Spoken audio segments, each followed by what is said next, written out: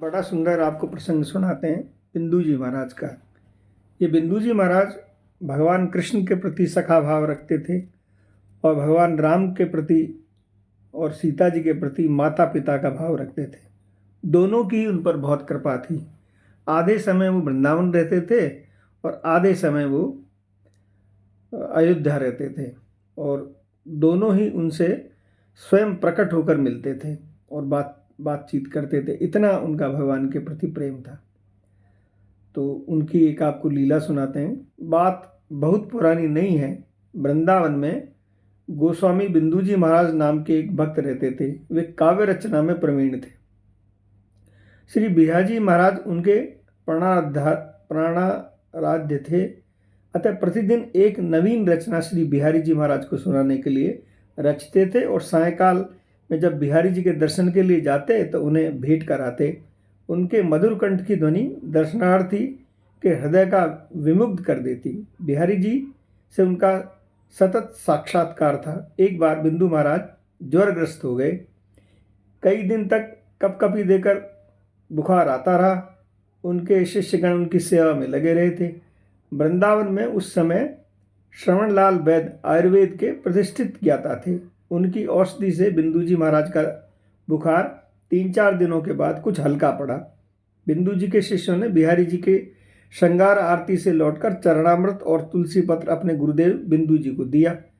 बिंदु जी कहने लगे, किशोरी लाल, आज सांझ को बिहारी जी के दर्शन कर वे चलेंगे, पर महाराज आपको तो कमजोरी बहुत ज़्यादा है गई है, कैसे चल पाओगे? कृष्णलाल ने कहा, अपनी शंका प्रकट की।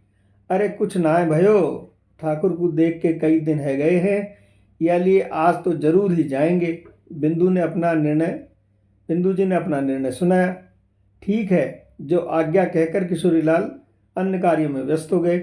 परंतु बिंदु जी आज अचानक बेचैन उठे। आज तक कभी ऐसा नहीं हुआ जब बिंदु जी ने बिहारी जी के दर्शन करने गए हो और उन्हें कोई नवरचित काव्य रचना न अर्पित की हो। आज उनके पास कोई रचना ही नहीं थी।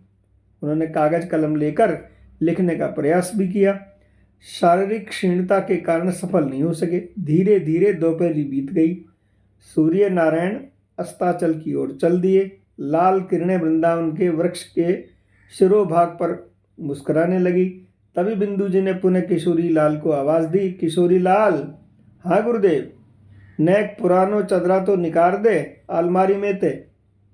किशोरी लाल समझ न सके कि गुरुदेव की अचानक पुरानी चादर की क्या आवश्यकता आ गई।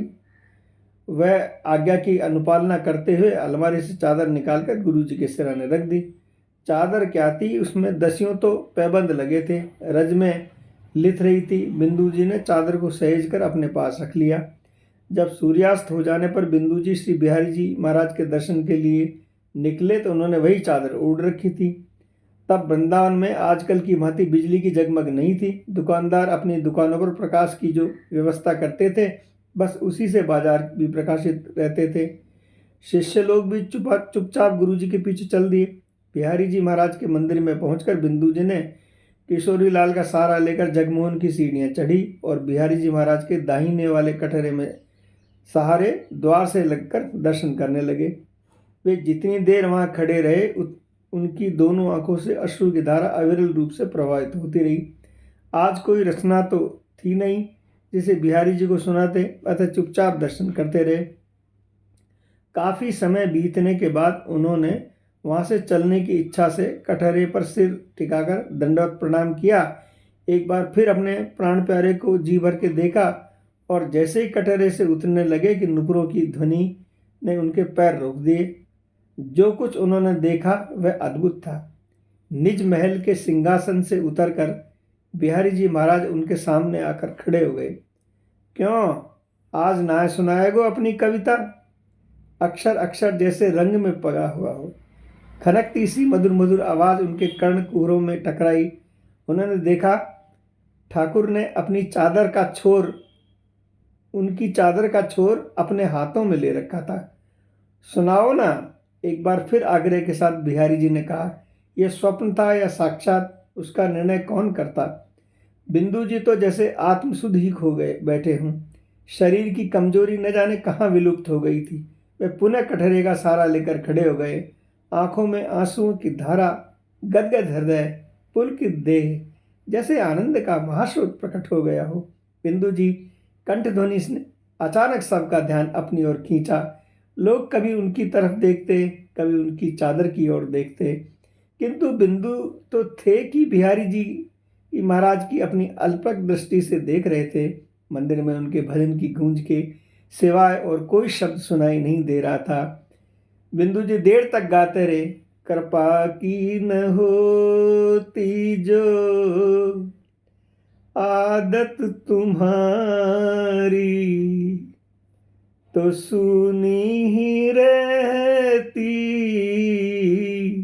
अदालत तुम्हारी। गरीबों के दिल में जगह तुम न पाते,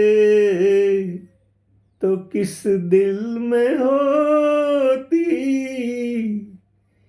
हिफाजत तुम्हारी। कृपा की न होती जो आदत तुम्हारी, तो सुनी ही रहती अदालत तुम्हारी। जय जय श्री राधे।